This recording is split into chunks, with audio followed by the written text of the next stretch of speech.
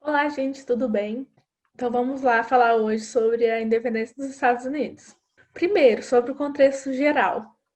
Foi o primeiro processo revolucionário de independência nas Américas. Teve um conflito entre a metrópole, que era a Inglaterra, versus a colônia, que eram as 13 colônias onde hoje são os Estados Unidos. Teve toda uma questão de conflito de interesses e grande influência de ideias liberais.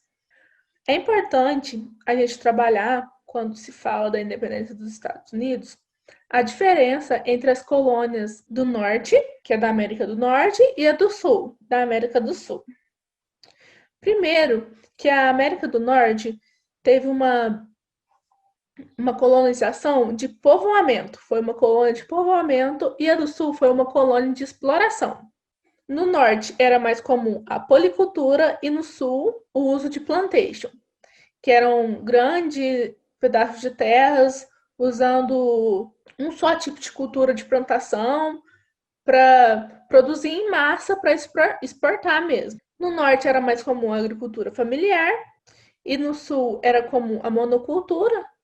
A mão de obra lá era em sua maioria livre e no sul a mão de obra era escrava dos africanos escravizados. No norte a manufatura era incipiente, feita para abastecer o mercado interno, e no sul era para abastecer o mercado externo, e tinha grande dependência da Inglaterra. Sobre o início do conflito. Aconteceu a Guerra dos Sete Anos, que foi a guerra entre Inglaterra e França, que acabou influenciando a independência dos Estados Unidos, porque a Inglaterra ganha, mas ela também gasta muito para ganhar. E eles pensaram, vamos cobrar mais da população inglesa? Não, da população das colônias. E nisso houve um aumento muito grande de impostos. Então, eles impuseram algumas restrições mercantilistas. Primeiro foi a lei do açúcar. Eles podiam comprar açúcar de outros países que não fossem a Inglaterra, mas eles seriam muito taxados. Então, acabaria que não compensaria comprar de outros. Eles eram quase que obrigados a comprar da Inglaterra. A lei do selo, que era qualquer tipo de carta e correspondência deveria ter o selo da Inglaterra. Isso era um problema muito grande, porque o selo era muito caro e esse era o maior meio de comunicação da época. Então, acabou ficando muito caro para as pessoas que moravam nas colônias. E teve também a lei do chá, que eles também obrigaram os habitantes das 3 colônias a comprar o chá da Inglaterra. E eles não ficaram nem um pouco satisfeitos, porque eles eram acostumados a comprar de quem fosse melhor para eles. Foi feita então a festa do chá de Boston em 1773, que as pessoas que moravam nas colônias se organizaram e pegaram todo o chá da Inglaterra e jogou no mar. Nisso, como uma forma de puni-los, a Inglaterra criou as leis intoleráveis. Dentro dessas leis, tinha a lei que chamava do aquartelamento, que as pessoas que moravam nas colônias eram obrigadas a receber em suas casas o exército inglês, que eram os casacas vermelhas. E isso era bem problemático, porque pensa, eles eram obrigados a receber em sua casa como se fosse o inimigo, né? Porque eles já não estavam com uma relação boa com a Inglaterra. E nisso, esses ingleses, esses soldados, eles também aproveitavam para sondar a família, para como se fosse uma forma da Inglaterra vigiá-los, né? E teve também o fechamento do porto de Boston. Bom, agora em relação ao processo de independência. Foi organizado, então, o primeiro Congresso de Filadélfia.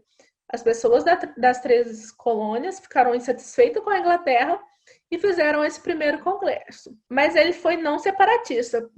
Foi chamado assim porque eles conversaram, mas não foi feito nada. Até que então eles organizaram o segundo Congresso de Filadélfia, que foi o início da Guerra da Independência.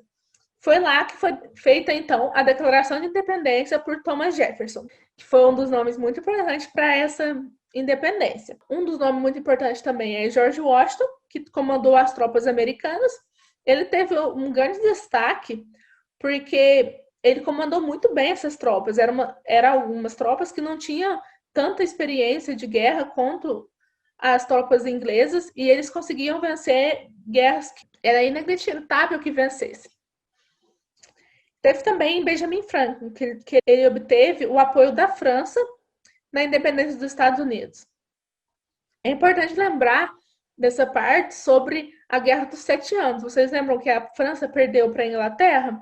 Então, a França, como uma forma de revanche futuramente, apoiou a independência dos Estados Unidos contra a Inglaterra. Bom, teve uma influência explícita do iluminismo de John Locke. Eles obtiveram o apoio da França, Espanha e da Holanda, e assim terminou a Guerra da Independência. A vitória foi dos Estados Unidos e foi assinado então o Tratado de Paris, de 1783, que é quando a Inglaterra reconhece a independência, mas a Inglaterra acaba ficando com alguns territórios, como o Canadá, entre outros. Foi então feita a Constituição Americana de 1783. Ela perdura até os dias atuais. Os Estados Unidos é então uma república federativa com grande autonomia dos estados. Lá tem divisão de poderes, direito à liberdade, propriedade, igualdade jurídica e prosperidade. O voto é censitário. Mulheres, índios, negros não possuem direitos constitucionais.